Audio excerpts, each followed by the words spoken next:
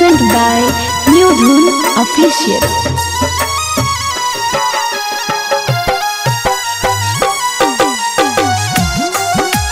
Recording by SR Studio, Ludhiana.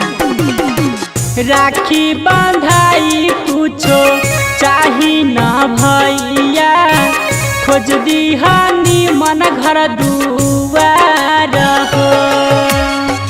राखी बांधाई कुछो चाही ना भैया, खोज दीहानी मन घर दुआर हो।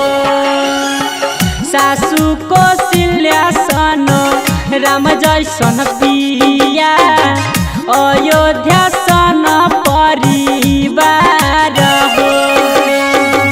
राखी बांधाई कुछो चाही ना भैया।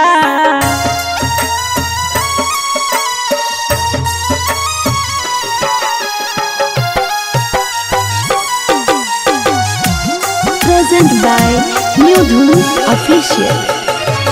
ना चाही गहना गुड़िया नाही महल अटारी, ना चाही गहना गुड़िया नाही महल अटारी, इतने तू रखी है प्यार हो। राखी बंधाई कुछो चाही ना भैया, खोज दीहानी मन घर दुआर हो। सासू कौशल्या सन राम जैसन पिया, लक्ष्मण जैसन देवर हो।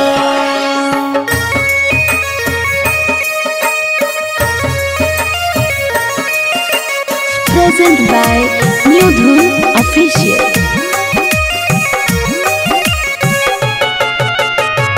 इतने तू दुआ करी हो हरदम सुहागिन रखी हो। इतने तू दुआ करी हो हरदम सुहागिन रखी हो। कहै छ बहिनी तोहर हो।